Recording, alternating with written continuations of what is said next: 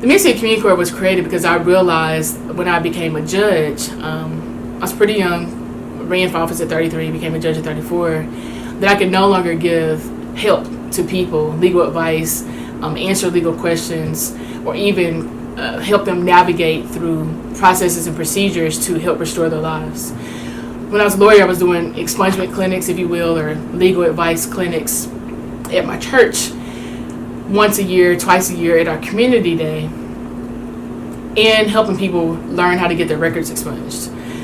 When I became a judge, I couldn't do that anymore. So I was trying to figure out how can we still bring this to the community on a Saturday, but be able to help people restore themselves and get their criminal backgrounds and their records cleaned, in a sense, free. So I talked to Howard Gentry, our criminal court clerk, and he was already doing some expungement clinics on Saturdays as well.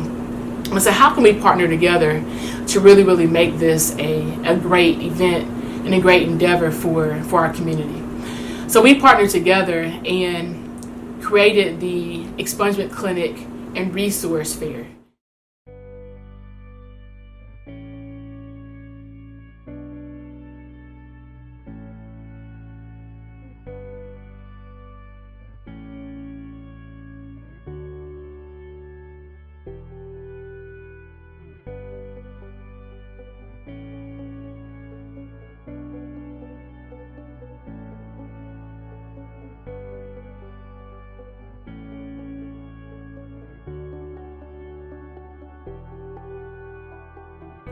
So libations is basically a ceremony where you will pour water, thank you, into something living, which is this plant, and you will call out on the name of the ancestors. It could be grandma, it could be uncle, it could be someone that was meaningful to you to help you get here today. And you respond by saying Ashe. Ashe. That just means it is done, it is done, or it is so. It's kind of like an amen, like an African. All right, so specifically, I'm going to call out some people who paved the way for us to be here in this room together, all right?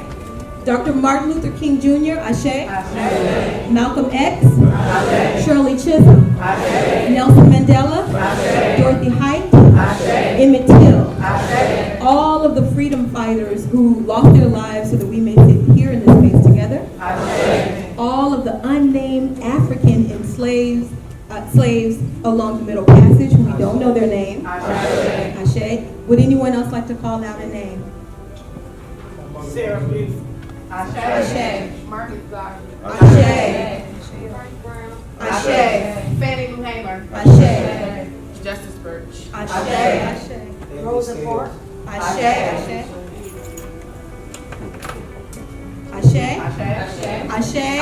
Ashe-o. Ashe-o. All right. Thank you so much for participating in that. You mentioned Howard Gentry and the criminal court clerk's office and their involvement with the Expungement Clinic. Could you kind of go into detail about their actual involvement while they're there? So you'll see in the video their table and their computers and how all the clerks are there working. What exactly are they doing in helping the participants that are at the Expungement Clinic? Okay, that's a good question too. Several years ago, we didn't have the resources or didn't have the budget, but as soon as Howard got it, we had been talking about it. Can you bring the computers and the printers and some of your staff? So now when we pre-register the people, we're already pulling their records. We already know what can be processed, but each one of them have to, each record, so there can be one individual that has 30 things in their record, and let's say 21 of them are dismissed, requested to stay, or dismissed with cause, or dismissed without cause. We're able to go on that Saturday, schedule them for a meeting with the criminal court clerk's division if they haven't paid their court costs, so that they can go on and get on the court docket. We also, for the NDC docket, we're also able to go on and submit already printed out the order for expungement for them to sign right on the spot, so that those forms are already ready to be brought back to the district attorney to review them and sign them, and then they're taken to their respective judge to sign them on that day. So everything that's happening Monday through Friday is able to happen on Saturday. Just think about something. You go to court, dismissed on cause, dismissed, nolly, even a guilty here and there. Raise your hand if you knew that if you came up to the office on the second floor of the criminal court clerk's office, you could get your record expunged at that time. Raise your hand if you knew it. See that? Are y'all seeing this? One hand went up, maybe two. They didn't know. They were still in slavery. They didn't know that their records were dismissed. They didn't know that they could, especially dismiss with no cost. You could just walk up there and got it done for free that day. That day, you did not know that you were free. And we're here this day, this weekend, because we got to do a better job. We got to do a better job as lawyers, as judges, as clerks, as people within the criminal justice system to make sure that you know your rights and then make sure you're able to exercise your rights. The unfortunate thing about our Constitution and where we are is that there are parts of our Constitution that still needs to reflect and to be probably readdressed and amended. And the one that I'm about to indicate is the 13th Amendment. It says that neither slavery nor involuntary servitude can remain in the United States of America, and that it should be abolished. And then it has a comma, except for the punishment of a crime. So when you add the except for, then that means slavery still exists for the punishment of a crime, but then it defers it to the states and how to handle that. And so, you know, when Abraham Lincoln, his Emancipation Proclamation in 1863, freed the slaves, there were still so many people that were enslaved that weren't still made aware of it. And so Juneteenth is kind of very similar. And Howard Gentry, you see in the video, asked the question, and only one person raised their hand.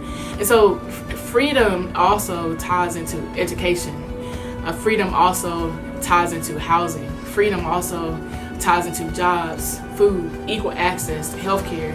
But a lot of those things you cannot have and you're not entitled to or able to receive because of your criminal background.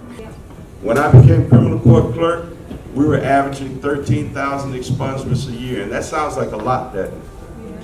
But once we hooked up with Judge Bell, and once we started doing this on a regular basis, we are averaging over 34,000 expungements a year now. And it's going to keep going up.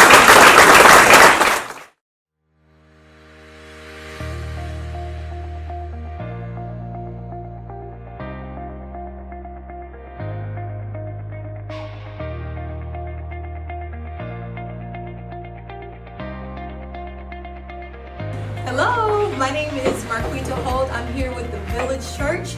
We are here at our 4th annual Juneteenth Freedom Fair.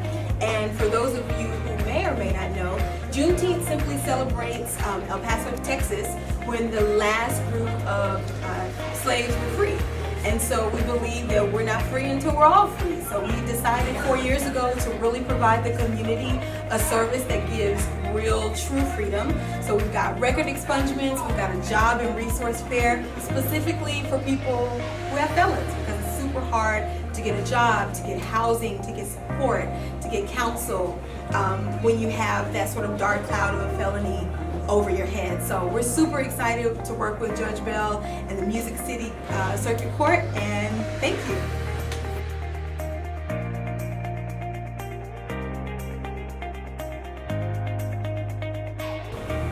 I think the most important aspect of this clinic and just the expungement process in general is the ability to give people a fresh start and the ability to help people not only clean up their records and move forward with their lives, but to be viewed by employers, by other people, as so that they're not defined by the mistakes they may have made in the past.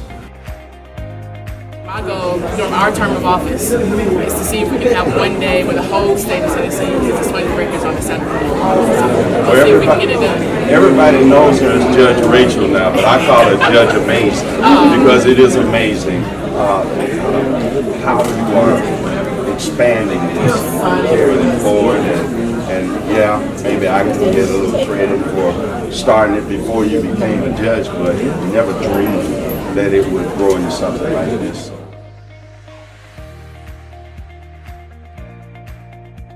Hello, my name is Angela Lax. I'm from the American Job Center. I'm located in Clarksville. I'm a reentry coordinator, and I work with people with backgrounds as well. But the Expungement Clinic here is a great opportunity for anyone who needs a second chance.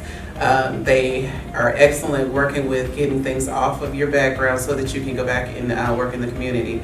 And having vendors here who work with people to find jobs, employment, housing, all those different opportunities are a great thing to have at an expungement fair.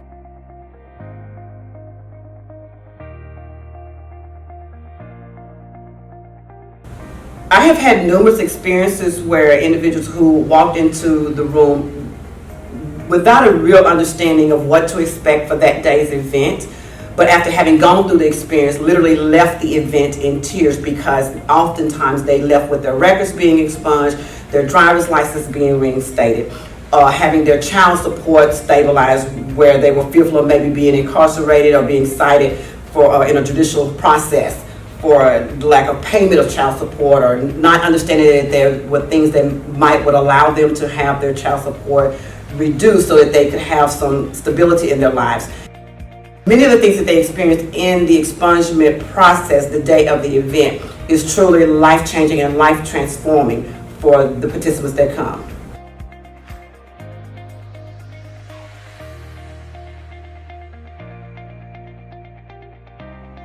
Hello, my name is Brianna Brown. I feel like this is a big help. Like, if you may not, want to come, or you don't think that you would get help, or just come anyway.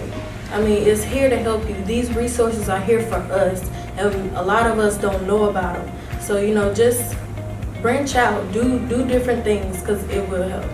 And I want to be a registered nurse. I can't do that with what I had on me. Now I'm free.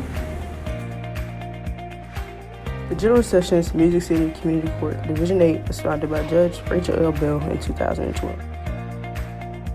The mission of the General Sessions Music City Community Court is to create initiatives focused on preventive, restorative, and diversionary justice, centered around the concept that justice does not stop at the courthouse steps. The vision is charged to do all it can to help break the playground to prison pipeline, to restore and rehabilitate lives by using its power and resources to move the needle for marginalized people.